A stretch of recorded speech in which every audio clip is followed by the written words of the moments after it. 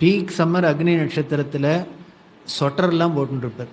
இந்த டெல்லியில் வின்டருக்கு போட்டுண்டாப்பில் போட்டு கம்பளி சால்வையெல்லாம் போத்திண்டு இருப்பார். துளி வேர்க்காது. போகிற வாளுக்கெல்லாம் கேட்பானே, அது மெட்ராஸ் வேர்வைக்கு அவ நெளிஞ்சாக்க இவர் பார்த்துட்டு போனா போகிறதுன்னு ஃபேனை வேணால் மொள்ள போட்டுக்கோம்ப. அது எண்ணணும் 1 2 3ன்னு சுற்றுறாப்பில். அது என்ன சரீரமோ தெரியாது. சுந்தரகுமார் தான் சொல்லுவார், ஃபேனு எண்ணிடலாம். அதுவும் என்னென்ன ரொம்ப நேரம் நம்ம வேர்த்து கொட்டி திண்டாடுறதை பார்த்துட்டு கருணை ஒன்று வேணும்னா உனக்கு ஃபேன் வேணும்னா முள்ள போட்டுக்கோ. அது எப்படி தான் இந்த வெயிலில் வேர்க்காத இருக்குமோ ஒன்றும் அசையவே மட்டும் பிசாத இருப்பார். சிவனேன்னு கால் மேலே கால் போட்டுன்னு உட்காந்தே இருப்பார். போகிறவாளும் பிசாத உட்காந்துக்கலாம், அவரும் பிசாத உட்காந்துப்பார். கொஞ்ச நேரம் ஆச்சுன்னு எஸ் கிளம்பு அப்படிங்கிற கிளம்பணும், அவ்வளோதான். அப்படி இருக்கிறவர். அப்படி இருக்கிறட்ட இவர் இருந்தவர். இவர் கேட்குறார், சார் இத்தனை நாள் உங்கள் குருகிட்ட என்ன சொல்லி கொடுத்தான்னு கேட்டால் நான் என்ன சார் சொல்கிறது. அதுக்கு சார் சொல்கிறார், என் குரு யதார்த்தத்தை கற்றுக் கொடுத்தான்னு சொல்லுப்பா. யதார்த்தத்தை கற்றுக் கொடுத்தான்னு சொன்ன ரொம்ப அழகான வார்த்தை. யதார்த்தத்தை கற்றுக் கொடுக்கறதுன்னா குரு அதுக்கு தான் வேணும். யதார்த்தம்னா என்னன்னு, எது எப்படி நடக்கிறதோ போயின்னு இருக்கோ அதை அக்செப்ட் பண்ணிட்டு அப்படியே அதை டைஜஸ்ட் பண்ணிட்டு போகிறதும். அதுதான் நமக்கு வரமாட்டேங்குது. அந்த ஆர்ட் தான் வரமாட்டேங்கிறது. Art of லிவிங்கிறோம். என்ன இதுதான் பெரிய ஆர்ட் ஆஃப் லிவிங். இந்த யதார்த்தம். எதையும் உலகத்தை மாற்ற முடியாது. சூரியனை மேற்க ஒதுக்க வைக்க முடியாது. 40 டிகிரி 30 குறைக்க முடியாது. நாய்வால் நிமித்த முடியாது. ஒன்றும் பண்ண முடியாது. எதுவும் நம்ம கண்ட்ரோலில் இல்லை. அத்தனையும் கண்ட்ரோல் பண்ணுற சக்தி பராசக்தி அவன் பேசாத உட்காந்துருக்கா. ஒன்றுமே இல்லாத நம்ம சக்தி இல்லாத நாம என்னமோ இதை சரி பண்ணிடலாப்புலையும் அதை சரி பண்ணிடலாப்புலையும், இது சரியில்லை அது சரியில்லை. கடைசியில் என்னென்ன நம்மளோட நிம்மதியும் நம்மளோட குறைஞ்சது தான் மிச்சமே வழிய உலகம் அப்படியே தான் இருக்கு. அப்போ என்ன பண்ணலான்னு, வாட் எவர் இட் மேக்கம், என்ன நடக்கிறதோ அதை யதார்த்தத்தை அப்படியே அக்செப்ட் பண்ணிக்கிறது. கஷ்டம்தான், ரொம்ப கஷ்டம்தான் டைஜஸ்ட் பண்ணிக்கிறது. நீங்கள்லாம் சொல்லிடுவேள் சார், முடியுமா என்ன அப்படியா? அதை ப்ராக்டிஸ் பண்ணிக்கிறதுக்கு தான். அதுதான் ஆத்ம குணம். அந்த குணம்னா என்ன அப்படின்னு, எதுலேயும் நாம் அதுக்காக வருத்தப்படாத, இல்லை சந்தோஷப்படாத, அக்செப்ட் பண்ணிட்டு அதை பார்த்துட்டு அதை ரசிச்சுன்னு போகிறது, அவ்வளோதான். அப்படி இருந்துட்டோம் அப்படின்னா சௌக்கியமாக இருக்கலாம். அதுக்குத்தான் ஒரு ராமர், அதுக்குத்தான் ஒரு பெரியவா. இப்படி தான் இந்த அவன் ஏதோ தீபாவளிக்கு வேணும், புடவை வேணும், வேஷ்டி வேணும், வாங்கிறதுக்கு காசு இல்லை, ஏதோ இங்கே வச்சிருக்கு, பீரோவில் வைக்கல, என்ன வாகா எடுக்கிறாப்புல வச்சுருக்காங்கன்னா தூக்கின்னு போனான். அவன் இல்லைங்கிறதுனால தானே தூக்கின்னு போனா. அவள் வாங்கிறதுக்கு இருந்தேன்னா உன் வீட்டிலேயே வந்து எடுக்க போகிறா. இதுதான் குணம், தயை அப்படின்னு. அப்படி இருக்கிறவர் அந்த ராமரோட குணமும் அப்படிதான் இருந்தது. அதோட மறுபடியுமா இருக்கிற பெரியவாளுக்கும் இப்படி உலகத்தில் எதை பார்த்தாலும் எதுக்கும் ஒன்றும் பாதிப்பே இல்லாத எல்லாத்தையும் ஏற்றுண்டு அக்செப்ட் பண்ணிட்டு அதில் ஆனந்தமாக இருந்தாள். அதுதான் பெரிய விஷயம்.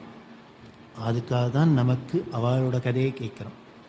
அடுத்த குணம் என்னென்ன, குணவான் கஷ்ட வீரியவான் அப்படிங்கிற.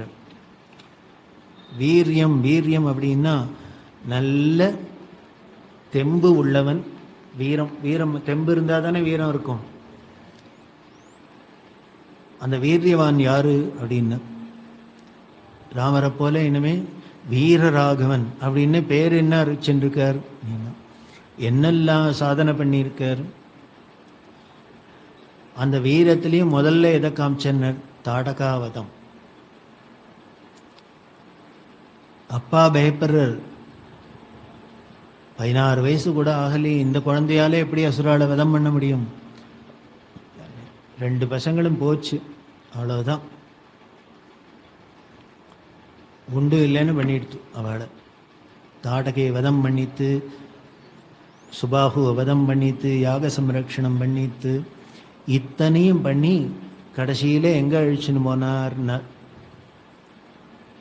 மிதிலாக்கு அழிச்சுன்னு போனார். ஏன் அங்கே ஜனக மகாராஜா தன்னோட குமாரியான சீதையை வச்சுட்டு அவளுக்கு ஸ்வயம்வரத்துக்கு ஏற்பாடு பண்ணியிருக்கார். அதனால் விஸ்வாமித்திர ரிஷியாக இருந்ததுனால கூப்பிட்டார். இவர் என்ன பண்ணார், இவர் ராமரையில் அழிச்சுன்னு போனதே அதுக்காக தான். இல்லைன்னா அவர் யாகத்தில் மாரீஜன் சுபாகெல்லாம் இவர் ஊதி தள்ளிடுவார். இந்த ஷாக்கில் அழிச்சுன்னு போய் போகிற வழியில் என்ன பண்ணார் அப்படின்னார், மந்திரோபதேசம்லாம் பண்ணார். அஸ்திர சஸ்திர மந்திரோபதேசம்லாம் விஸ்வாமித்திரர் பண்ணுறார். விஸ்வாமித்திரருக்கு எப்பொழுதுமே இந்த வசிஷ்டர் மேலே ஒரு கண்ணு. அவரால் ஜெயிச்சுக்க முடியாது. என்னென்னர், இப்பேற்பட்ட பகவானுக்கு இவர் ஆத்துவாத்தியாராக இருக்கார் பாரு. இவர் கையால் பவித்திரம் கொடுத்து இவர் கையால் காரியம் பண்ணி வச்சு இவர் பேர் வைக்கிறாப்புல இப்படிலாம் ஒரு சான்ஸ் கிடச்சி கொடுத்தேன். அப்படி என்னதான் தபஸ் பண்ணியிருப்பார். அது நமக்கு இல்லையே. அவனுக்கு குருஸ்தானத்தை அடைஞ்சிட்டாரே, குலகுருவாயிட்டாரு அப்படின்னு பார்த்தார்.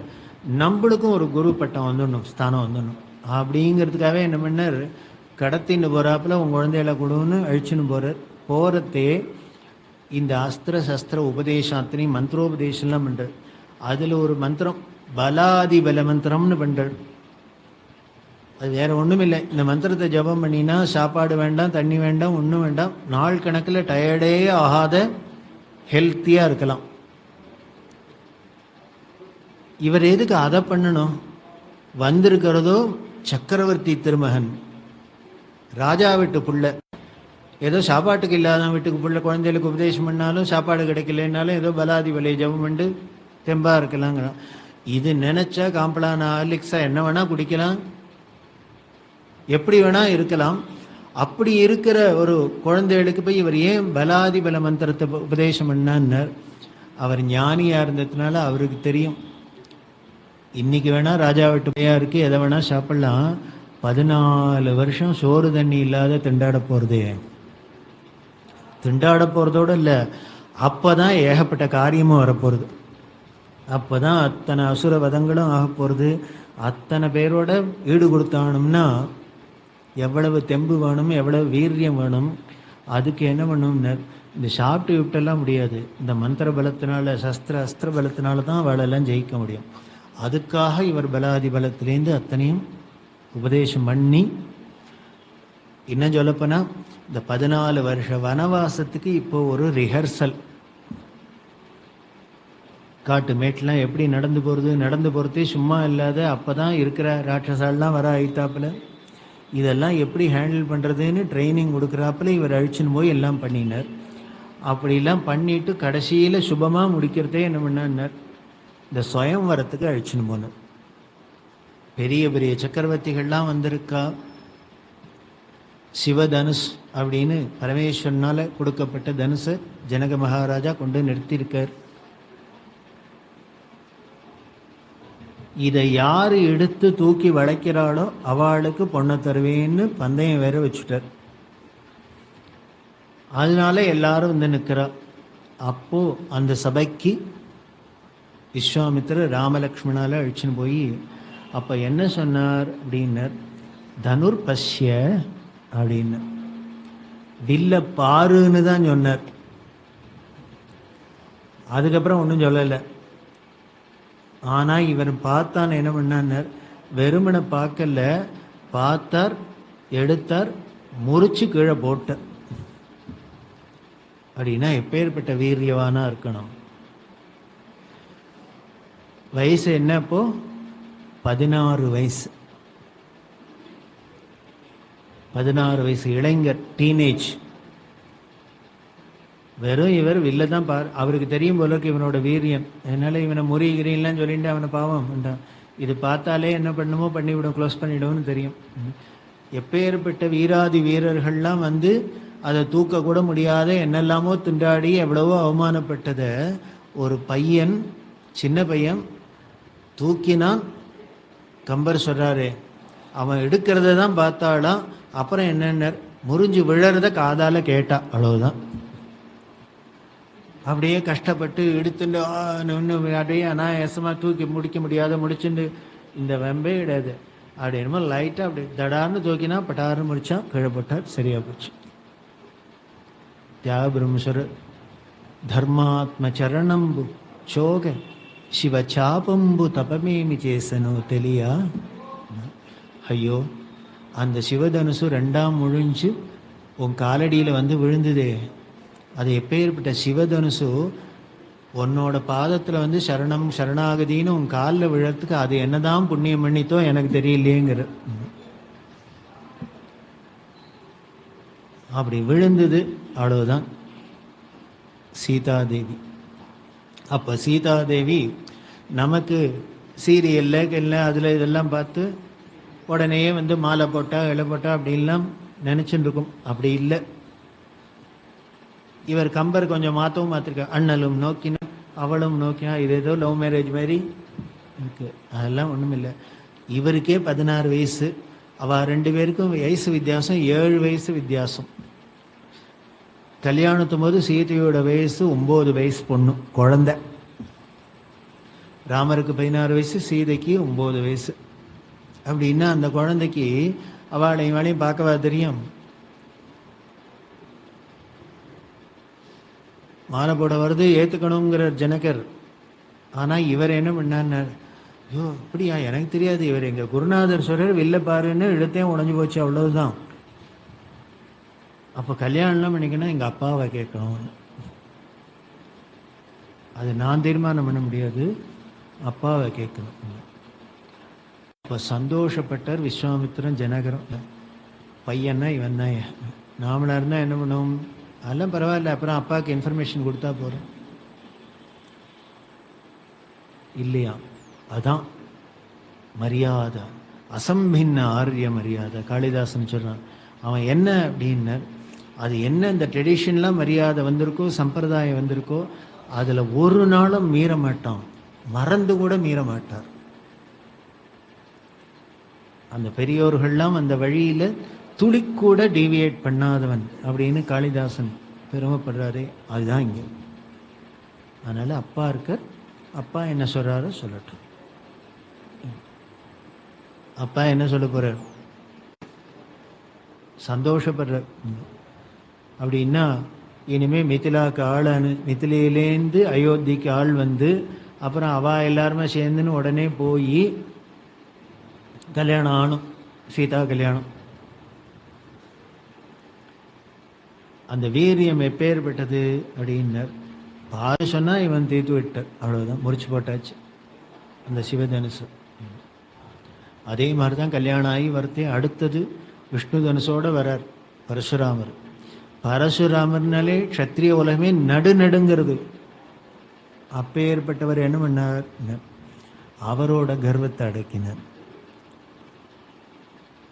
அவர் சொல்கிறார், என்னமா பழைய வில்ல முடிச்சு எந்த இதை முடிச்சு காமிங்க, அவ்வளோதான். இங்கே பழைய வில்லாது புது வில்லாது சிவதனுசுவாது விஷ்ணு தனுசு எந்த தனுசு எத்த வேணா கொண்டாங்க இங்கே எல்லாம். அப்படி ஒரு வீரியவான் அப்படின்னு. அந்த வீரியம் இல்லை அப்படின்னா நடக்குமா?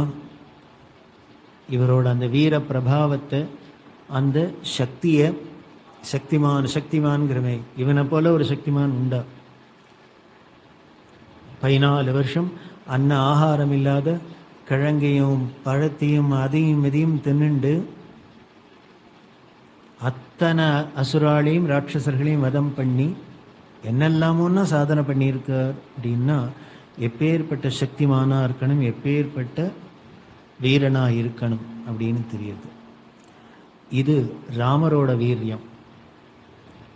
இந்த ராமரோட மறுபடியுமான பெரியவாளோட வீரியம் என்ன அப்படின்னு வள்ளுவர் ரொம்ப அழகாக டெஃபினேஷன் கொடுத்துட்டார். புலனைந்தும் வென்றான் தன் வீரமே வீரம். வெளியில் வரதெல்லாம் பகையெல்லாம் ஜெயிக்கிறது இருக்கட்டும்ப்பா, முதல்ல உட்பகைன்னு சொல்லக்கூடிய தன்னோட 5 புலன்கள்லாம் நம்மளை கீழே தள்ளுறது, அதை எவன் ஜெயிச்சானோ, எவன் புலன்களை வென்றானோ அவன்தான்ப்பா நிஜமான வீரன் அப்படிங்கிற. அப்பேற்பட்ட வீரன் தான் பெரியவா. இன்னும் பெரியவாளோட தேகபலத்தை சொல்லணும் அப்படின்னா, வீரத்தை சொல்லணும்னா நாஸ்திகம் கொடிகட்டி பறந்திருந்த காலம். 50, 60 தமிழ்நாட்டில் பெரிய பெரிய தலைகள்லாம் இருந்து நாஸ்திகத்தை கொடிகட்டி பறந்திருந்த காலத்தில் இவர் ஒத்தரா நாடு முழுக்கலும் சுற்றி ஆஸ்திகத்தை பரப்பினர். ஒருத்தர் பெரியவாள்கிட்ட வருத்தப்படுறார். அவள் ஊரில் பிள்ளையார் சிலையை உடைச்சிட்டா இல்லை பண்ணிட்டா, இப்படி தெருக்கு தெருக்கு பிள்ளையார் சிலையெல்லாம் உடைக்கிறா, என்ன பண்ணுதுன்னு. அதுக்கு என்ன பண்ணணுங்கிற நீ அப்படின்னு. உடனே பெரியவா சொல்றா, அவள் சிலையை உடைக்காத இருக்குன்னா நீ நிறையா அவருக்கு தேங்காவோட பூஜை பண்ணுன்னு. அவன் சிலையை உடைச்சா நீ தேங்காய் உடன்னு. நீ ஒழுங்காக பூஜை பூஜை பண்ணிட்டு பார்த்துருந்தீங்கன்னா, அதை காவல் இருந்தீங்கன்னா பண்ணு. அசையவே இல்லை. மடத்துக்கு எய்த்தாப்பில் அந்த தலைவரோட சிலையை வச்சான். இன்னும் இன்றைக்கி போனேன்னா காஞ்சிபுரத்தில் என்னென்ன அந்த மடத்தை பார்த்து வேற இருக்கும், மடத்துக்கு அபிமுகமாக வச்சுருப்பா. இதை வச்சோடனே மடத்து சிஷ்யாளுக்கெல்லாம் ரோசம் வந்துடுத்து. என்ன கொழுப்பு பாரு வாளுக்கு, இதை கொண்டு இங்கே வச்சுருக்கா, அதுவும் மடத்தை பார்த்து வச்சுருக்கா அப்படின்ட்டு. அப்போ முதலமைச்சராக இருந்தவர் பெரியவா பகர், அவர்கிட்ட சொல்லி அந்த சிலையை எடுக்க சொல்லணும் அப்படின்னு இவெல்லாம் கேட்குறா. அதுக்கு பெரியவா சொல்கிறா, ஏன் அது பாட்டுக்கு அங்கே இருந்தால் நமக்கு என்ன இடைஞ்சல்னா, அது ஓரமாக தானே வச்சுருக்காங்க. ஓரமாக வச்சுருக்கா சரி, நம்மளை பார்த்து வச்சுருக்கா. அதில் எல்லாம் எழுதி வேற ஸ்லோகம்லாம் வேற எழுதியிருக்காளே, கடவுள் இல்லை, இல்லவே இல்லை, முட்டாள் இல்லை. அதனால் இது கொழுப்புக்கு பண்ணுறது தான். அதனால இதெல்லாம் சும்மா விடக்கூடாது. இப்படியே விட்டுன்னு போனோன்னா அப்புறம் தலைக்கு மேலே ஏறிடுவா. அதை இப்பயே கண்டிக்கணும், அதை எடுக்க சொல்லணும் நீனு. உடனே அதுக்கு பெரியவா சொல்கிறா, இது நீ அப்படி சொல்கிறியா, எனக்கு என்ன தெரியுமா, இப்படி மடத்தை விட்டு இறங்கினோடனே அதைத்தான் பார்க்குறேன்னா கண்ணப்படுறதா, அதை பார்த்தோன்னே எனக்கு இன்னும் வீரம் வந்துடுறது அப்படின்னா. இவர் இல்லை இல்லை இல்லைன்னு சொல்கிறாரா, நம்ம தெருவா போய் இருக்கு இருக்குன்னு பிரச்சாரம் பண்ணணும். அதனால் அதை பார்த்தோன்னே எனக்கு ஒரு இன்ஸ்பிரேஷன் வந்துடுறது. அது என்னமா அவர் இல்லைன்னு சொல்வார், இருக்குன்னு ப்ரூவ் பண்ணணும்னு தோன்றுறது. அதனால் எனக்கு என்னமோ உங்களுக்கு வேணால் இடைஞ்சலாக இருக்குது, எனக்கு என்னமோ டானிக் கொடுக்குறாப்புல இருக்குது. அதனால் அது பாட்டுக்கு இருக்கட்டும், நம்ம பாட்டுக்கு நம்ம காரியத்தை பார்க்கணும். அதான் வீரம். நாடு முழுக்கலும் என்ன எதுக்கும் அசையில்லை. அதுவும் இப்பெல்லாம் ஒன்றும் இல்லை, அந்த காலத்தில் எவ்வளவு அமக்களம் நடந்திருக்கு அப்படின்னு ஹிஸ்ட்ரி எடுத்து பார்த்தா தெரியும். அது எதுக்கும் அசையாத தன்னோட அந்த நிலையிலேருந்து கொலையாத இவர் பண்ணுறத பண்ணின்றத அவர் அப்படி பண்ணினாரோ இன்னைக்கு தர்மம் நிற்கிறது.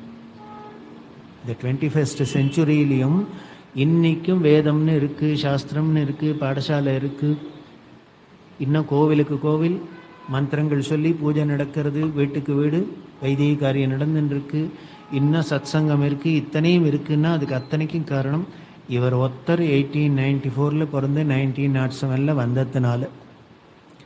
அவர் மட்டும் அப்படி இல்லாத இருந்திருந்ததுன்னா இந்த தேசமே என்னமா இருக்குமோ தெரியாது. அதுன்னா வீரம். அசாத்திய சாதக சுவாமின்னு அப்படின்னா ஒருத்தராலையும் பண்ண முடியாத, ஒரு இன்ஸ்டிடியூஷன் வச்சு பண்ண முடியாத, ஒரு படையோடு பண்ண முடியாத ஒரு தனி ஒருத்தராடா பாதவலமாக நாடு முழுக்க நடந்து நடந்து நடந்து பண்ணினார்னா இதை விடவா வீரம், இதை விடவா சக்திமான காமிக்க முடியும்? அதுக்கு மேலே சக்தின்னா இவர் 1978 தேனம்பாக்கம்ங்கிற இடத்துலேருந்து கிளம்பி யாத்திரைக்கு போனார். அப்போது கிளம்புறதே இவரோட வயசு 84 வயசு, 84 years old. April 14th 1978 Tamil வருஷ பிறப்பன்னைக்கு கிளம்பினான். விடிகாலத்தால் 3 மணிக்கு கிளம்பி யாத்திரை 6 வருஷம் ட்ராவல் பண்ணினான். தமிழ்நாடு, ஆந்திரா, கர்நாடகா, மகாராஷ்டிராவில் சத்தாராங்கிற இடம் பூனாக்கிட்ட, அது வரைக்கும் போயிட்டு திரும்பி வந்தா. இந்த 6 yearsல இவர் இந்த தேனம்பாக்கத்தில் கிளம்பி அந்த எண்டில் சத்தாரா வரைக்கும் போயிட்டு திரும்பி காஞ்சிபுரம் வர்றதுக்கு இவர் நடந்த நடையோட கிலோமீட்டர் கணக்கு. பெரியவாளோடையே போன மேட்ரு சுவாமிகள்னு ஒரு பெரிய பக்தர் சன்னியாசி, அவரும் அவர் டே டு டே டைரி எழுதி வச்சிருக்கார். என்னன்னைக்கு எத்தனை கிலோமீட்டர் நடந்தானெல்லாம். அதில் பார்த்தீங்கன்னா 3860 கிலோமீட்டர். இது ரூட் மேப்பு. இங்கேருந்து தேனம்பாக்கத்துலேருந்து சத்தாரா போயிட்டு திரும்பி காஞ்சிபுரம் வந்ததுக்கு போட்டதில் 3860. இதை தவிர அங்கே தங்கின இடத்துலலாம் நடந்த நடையெல்லாம் லோக்கலாக நடந்தெல்லாம் தனி. அதெல்லாம் ரெக்கார்ட் பண்ணினா ஆயிரக்கணக்கான கிலோமீட்டர் யார் நடந்தானர்? 84 வயசுலேருந்து 90 வயசு வரைக்கும் ஒரு கிழவர். அப்போ இவரோட சாப்பாடு வெறும் நெல்லு பொரி, அவல் பொரி. நம்மளை மாதிரி காம்பளான் நிம்ளான் B12 எல்லாம் போட்டுண்டு நடக்கலை. சாப்பாடுன்னு பார்த்தாக்க அதுவும் பாதி நாளைக்கு உண்டு, பாதி நாளைக்கு இல்லை, அப்படிதான் இருக்கும். அப்படி இருக்கிறவர் நடந்தார் அப்படின்னா கூட போய் பார்த்தவாளுக்கு தெரியும். பெரியவாளை பின்னால் துரத்தின்னு போய் ஒருத்தராலையும் பிடிக்க முடியாது. போனாக்கா இதோ இப்போ தான் இங்கே வந்தாரும்ப, ராமர் கோவிலுக்கு வந்தாரேன்னு பின்னால் துரத்தின்னு வந்தால் இல்லை இப்போ தான் போகிறார், மலை மந்திருக்கு போனார்ம்ப. சரின்னு அங்கே துரத்தின்னு போனால் இல்லை இப்போ தான் காமாட்சி கோவிலுக்கு போயிட்டோம். இப்படியே கண்ணாமூச்சி ஆடலாமே வழிய, இவரை எதிர்க்க போனால் வழிமறிக்கலாமே வழியே பின்னால் துரத்தின்னு போய் பிடிக்க முடியாது. நடந்த வாளுக்கு பார்த்துருக்கோம், சின்ன பசங்களுக்கெல்லாம் மூச்சு வாங்கும். இவர் என்னமோ ஹாயாக நைசியில் நடந்து போகிறாப்புல போவார். அது என்ன வீரியமோ அதுதான் பிரம்மச்சரியம். அந்த புலனைந்தும் என்றான் தன் வீரம். அந்த இந்திரிய நிகிரகம் இருந்ததுனால அது அப்படி ஒரு அமானுஷ்ய சக்தியை கொடுத்து. ராமரும் அப்படிதான் இருந்தார்னு ராமாயணத்தில் சுந்தரகாண்டத்தில் ஆஞ்சநேய சுவாமி சீதைக்கு சொல்றார். அப்போ சொல்றதே ராமரை பற்றி வர்ணிக்கிறதே சொல்றார். அவர் இன்னும் பிரம்மச்சரிய விரதத்தோடு அப்படி இருக்கார் அப்படின்னு. அதுதான் அங்கே அப்படி ஒரு அசாத்தியமான வீரியவான். அப்படின்னா வீரியவான்னா இவாளை தான் சொல்லலாம். அப்படிங்கிறாப்பில் வீரியவானா இருந்தா, சக்திமானா இருந்தா, அப்படி ஒரு அசாத்தியம். அதே மாதிரி அடுத்தது என்னென்ன, தர்மஜ்ஞஸ்ச அப்படின்னு, தர்மம் தெரிஞ்சவனா இருக்கணும் அப்படிங்கிற. தர்மம் தெரிஞ்சவன் அப்படின்னா என்ன தர்மம் அப்படின்னு நம்மள்கிட்ட கேட்டால் அவ்வளோதான், கிடையாது. எதை வேணாலும் பண்ணலாம், பண்ணலாம் இல்லை, எல்லாத்தையும் காம்ப்ரமைஸ் பண்ணுறோம். ஆனால் இங்கே காம்ப்ரமைஸ்ங்கிறதே கிடையாது. இது என்ன, இதான் சட்டம்னா சட்டம்தான். சட்டத்தை காம்ப்ரமைஸ் பண்ணால் அதுக்கு பேர் சட்டம் இல்லை. ஒன்வேல போகக்கூடாதுன்னா போகக்கூடாது, அவ்வளவுதான். ஏன் போகக்கூடாது? No answer. அந்த தர்மம் அறிஞ்சவன், தெரிஞ்சவன், வல்லவன் எவன் அப்படின்னு இவர் தான். அதுக்கு எப்படி அப்படின்னா, அந்த தர்மத்தை நமக்கு சாமானிய தர்மம், விசேஷ தர்மம் இருக்கு. அது அத்தனையிலையும் எப்படி ராமர் இருந்தார் அப்படிங்கிறதுக்கு உதாரணம் சொல்லணும்னா, இவர் காட்டுக்கு போகணும்னு சொல்லியாச்சு, காட்டுக்கு வந்தாச்சு. வரத்துக்கு முன்னால், சித்திரக்கூடம் போகிறதுக்கு முன்னால் இவர் இருக்கிறதே தான் பரதன் வந்து விஷயம் தெரிஞ்சு சதுரங்க சேனையோட அத்தனையோடையும் வர ராமரை எப்படியான திருப்பி அழிச்சுன்னு போய் அரியணையில் உட்காத்தி வச்சோன்னும். அப்போ வந்து பரதன் கதை இனிமே அப்படி இல்லை இப்படி இல்லை கெஞ்சர, நீங்கள் வரணும் நீங்கள் வரணும் அப்படின்னு. அவர் விடாப்புடியா ஒரே உறுதியா இவரை எப்படியான அழிச்சுன்னு போய் திருப்பி ராஜாவாக்கணும்னு பரதன் நிற்கிறார். ஆனால் இவர் என்ன பண்ணார், எப்படியானும் போகப்படாதுன்னு நிற்கிறார். அப்பா சொன்னபடி காட்டுக்கு தான் போகணும். அப்போ பரதன் சொல்கிறார், இப்படி ஒரு அநியாயம் உண்டா? நீ தர்மம் தெரிஞ்சவன் தானே, ஒரு மூத்தவன் இருக்கிறதே இளையவன் ராஜாவா பட்டம் சூட்டலாமா? சாஸ்திரம் அலோவ் பண்ணுறதா? அதுக்கு சொல்லும். இப்போ நான் கூப்பிட்றேங்கிறதுனால வர வேண்டாம், எதுக்கும் வர வேண்டாம். நீ சாஸ்திரப்படி நடக்கிறவன் தானே, தர்மம் தெரிஞ்சவன் தானே, அதுக்காக வா. உடனே இவர் சொல்ற வாஸ்தவம் தான், நீ சொல்றது பொதுவான தர்மத்தை சொல்ற, சாமானிய தர்மத்தை சொல்ற, அதுலேயே விசேஷ தர்மம் ஆபத்கால தர்மம்னு இருக்கே, அதை நான் சொல்கிறேன் கேட்டுக்கோப்பாங்கிற. ஏன்னா அப்போ பரதன் சொன்னால் இவர் சொல்ற, இல்லைப்பா அப்பா சொல்லியிருக்காருப்பா, அப்பாவை தந்தை சொல் மிக்க மந்திரம் இல்லையா, அப்பா சொன்னதை கேட்கணுங்கிறது பிள்ளைக்கு தர்மம் தானே. அவர் சொன்ன நான் வந்திருக்கேன். இல்லை, நீ சொல்றது தப்பு. பரதன் ஆர்கியூ பண்றார். ஏன் அப்படின்னார், அப்பா மனசறிஞ்சு சொல்லல, எங்க அம்மாவால சொன்னார் அப்படின்னா. எங்க அம்மா அப்படி தூண்டினா, அவரை கம்பல் பண்ணினா, அதனால அவர் சொல்றாப்புல ஆச்சு. அதனால அதை ஏத்துக்க முடியாதுங்கிற. அவர் மனசறிஞ்சு நீ காட்டுக்கு போகணும், நான் ராஜா வேணும்னு நினைச்சாரா? இல்லை. எங்க அம்மா கம்பல் பண்ணினா அதனால சொல்ல முடியுமா ஆச்சு. ஸோ அதனால நீ அதை பெரிய தர்மமா எடுத்துக்க வேண்டிய அவசியம் இல்லை அப்படின்னு இவர் ஆர்கியூமெண்ட். இது வேடிக்கையா இருக்கு. இந்த ராமாயணத்துல இந்த இடத்த பார்த்தா ஏதோ சுப்ரீம் கோர்ட்ல கேஸ் நடக்கிறாப்புல இருக்கு. 2 பேரும் ஆர்கியூமெண்ட். இவன் விடுறதா இல்லை, நீ வர இதை அப்பா பேச்சுன்னு சொல்லிட்டு அதையே சொல்லிட்டு நீ தப்பிக்க பார்க்குற. என் அப்பா என்ன ஆசைப்பட்டா சொன்னார் நீ காட்டுக்கு போகணுன்னு? எங்கே சொல்லு, மனசாட்சியை தொட்டு. நீ காட்டுக்கு போகணுன்னு அப்பா நினைச்சாரா? அதனால நீ திரும்பி தான் வருது, தர்மம் தான் வரணும். அப்போ சார் அப்படியே வச்சுப்போம், அவர் நிர்பந்தத்தில் சொன்னாலே வச்சுப்போம். அந்த நிர்பந்தம் எதனால் வந்தது அப்பாவுக்கு அப்படின்னார், உங்கள் அம்மாவுக்கு வரம் கொடுக்கலன்னு வாக்கு கொடுத்ததுனால தானே. அந்த அம்மாவை அதைத்தானே கேட்டான்னு. அவள் ஒன்றும் எனாமா கேட்கலையே, எனக்கு வாக்கு கொடுத்தேள் சம்பராசுர யுத்தத்தில் 3 வரம் தரேன்னு அதுபடி தானே கேட்டார். இவராகவே தானே அவள்கிட்ட வரம் கொடுத்தார்.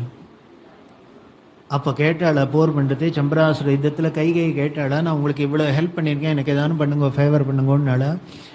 இவர் தான் சந்தோஷப்பட்டு அவளுக்கு வரம் கொடுத்தார். இப்போ அதை யூஸ் பண்ணிண்டாவும். அதனால அப்போவும் இதுக்கு அப்பா தான் பொறுப்பு. ஸோ அதனால் உங்கள் அம்மா பொறுப்பு இல்லை, அப்பா தான் பொறுப்பு. அப்போது பிள்ளைக்கு அப்பா சொன்னத்தை கேட்குறதோடு இல்லை, அப்பா கொடுத்த வார்த்தை பொய்யாகாத காப்பாற்றுறதும் பிள்ளையோட தர்மம்பான்னு. எங்கள் அப்பா பொய் சொல்லிட்டார், சொன்ன வார்த்தை தவறிட்டார்னு சொன்னால் அது உனக்கும் தோஷம் எனக்கும் தோஷம்ப்பா. இப்படி 2 பேரும் ஆர்கியூ பண்ணுறான். அப்போது ரிஷிகள்லாம் பார்த்தாலாம், தேவலோகத்தில் இருக்கிற ரிஷி தபஸ்விகள்லாம் பார்த்தா, இவன் பரதம் ஒரே பிடிவாதமா எப்படியான இழுத்துன்னு போகணும்னு வரான். ஆனால் அவரை ஒரே பிடிவாதமா எப்படியான இவர் காட்டுக்கு போயிடணும்னு இருக்கார். ஆனால் இவர் அப்படி இருக்கிறதுக்கு காரணம், இவர் காட்டுக்கு வந்தாதான் ராட்சசாலாம் வதம் பண்ணி எல்லாம் அவதார காரியம் நடக்கும். அதை புரியாத பரதன் கம்பல் பண்ணுறான். அதனால என்ன பண்ணான்னு, இப்போ இவா 2 பேரும் ஆரோக்கிய பண்ணிட்டே இருக்கா, ஒரு முடிவுக்கே வராத மாதிரி இருக்கு. இவனும் இவர் சொன்னதையே சொல்லிட்டு இருக்காரு, அவனும் அவன் சொன்னதையே சொல்லிட்டு. அதனால ரிஷிகள்லாம் எய்தாப்பில் வந்துட்டாளாம். எய்தாப்பில் வந்து இப்போ பரதனை கன்வின்ஸ் பண்ணுற, நீ சொல்றது வாஸ்தவம் தான்ப்பா, இளையவன் மூத்தவன் இருக்கு, இளையவன் பட்டாபிஷேகம் பண்ணிக்கப்படாதான் வாஸ்தவம் தான், இது பொதுவான தர்மம். ஆனால் இங்கே உங்கள் அண்ணா சொல்கிறது விசேஷ தர்மம். இப்போ ஒன்று சொல்கிறோம் கேட்டுக்கோ, உங்கள் அப்பாவே தான் உங்கள் அம்மாவுக்கு வரம் கொடுத்தா அந்த வரத்தை தான் அவர் யூஸ் பண்ணிட்டு இருக்கா. அந்த வாக்கு, அவர் கொடுத்த வாக்கை காப்பாற்றப்பட்டதுனால இப்போ சொர்க்கத்தில் இருக்க. அதுவே இப்போ நீங்கள் அதை மாற்றி நீ உங்கள் அண்ணாவை திருப்பி அழிச்சுன்னு போனீங்கன்னா உங்கள் அப்பா கொடுத்த வாக்கு பொய்யாயிடும், திருப்பி நரகத்துக்கு போவார். அப்பா பரவாயில்லையான்னு கேட்குறது. ஒரு புத்திரனுக்கு அப்பாவுக்கு நல்ல கதி கொடுக்கறது, நல்ல இடத்துல கொண்டு வைக்கிறதுக்கு தான் காரியம் பண்ணி வழியாக அவரை திருப்பி நரகத்துக்காக தள்ளுவேன். இதை கேட்டோன்னே இவன் பயந்து போயிட்டான். இவர் என்ன அது இதுகள்லாம் வந்து குறுக்க இப்படிலாம் பேசுறது. அதனால உங்கள் அண்ணா அதுக்கு மேலே உனக்கு என்ன தர்மம்னார். உங்கள் அப்பா போயிட்டார், அப்பாவுக்கு அடுத்த ஸ்தானம் ஜேஷ்ட பிராதா பித்திரு சமானம். அதனால் உங்கள் அப்பாவுக்கு சமானம் இப்போ ஜேஷ்ட பிராதா, அவர் என்ன சொல்கிறாரோ அதை தான் கேட்கணும். இப்படி 2 பேரும் பண்ணியிருக்கா பாருங்க தர்மத்தை,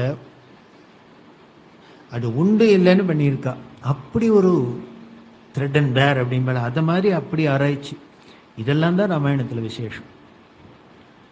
அப்படி சொல்லி அதனால் நீ ஒத்துக்க தான் வேணும், அண்ணாஸ்வரத்தையும் கேட்கணும், அப்பாவோட வார்த்தை மெய்யாகணும், அப்பாவுக்கு நல்ல கதி கிடைக்கணும், அதை நீ ஒத்துக்க தான் வேணும்னு வேற வழி இல்லாத அக்செப்ட் பண்ணுறார் பரதன்.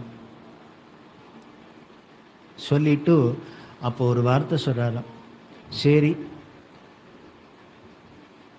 எங்கள் அம்மா சொல்கிறபடி நீ காட்டுக்கு போய்க்கோ, ஆனால் எனக்கு ஒரு உபகாரம் பண்ணிட்டு போகணும் அப்படின்னு. இந்த இடத்துல பெரியவா ரொம்ப ரசிக்கிறா. என்னென்ன, அப்போ பரதனோட வாக்கியமாக இருக்குது, எங்கள் அம்மா சொன்னபடி போயிட்டு வான்னு சொல்கிற, அப்போ கூட அப்பா சொன்னபடி காட்டுக்கு போகணும்னு சொல்லலையா? ஏன்னா அப்பா சொல்லலைங்கிறதுல அவர் தீர்மானமாக இருக்க. எங்கள் அம்மா சொன்னதை அப்பா சொன்னான்னு எங்கள் அம்மா சொன்னா நீ அதை பிடிச்சுன்னு விட்ட, அதனால எங்கள் அம்மா சொன்னபடி காட்டுக்கு போய்க்கோ அப்படின்னு. அப்போ கூட தம் வாயால் நீ காட்டுக்கு போகணும்னு சொல்கிறதுக்கு இவருக்கு மனசு இல்லையா, அதனால் எங்கள் அம்மா சொன்னபடி செஞ்சுக்கோங்கிறார். அங்கே கூட காட்டுக்கு போங்கிற வார்த்தை இல்லை. பரத வாக்கியம் எப்படி இருக்குன்னர், எங்கள் அம்மா பிரியப்பட்டபடி அவ சொன்னபடி செய்ப்பா. ஆனால் ஒன்று என்னென்ன, ராஜ்யத்தில் மூத்தவன் இருக்கு இளையன் ஆளுறதுங்கிறது என்னால் ஒத்துக்க முடியாது. அதனால உனக்கு ரெப்ரசன்டேட்டிவாக யாரையானு ஒருத்தரை நீ அப்பாயின்ட் பண்ணிவிட்டு நீ என்ன வேணா எங்கள் அம்மா சொன்னபடி கேளுங்கிறார்.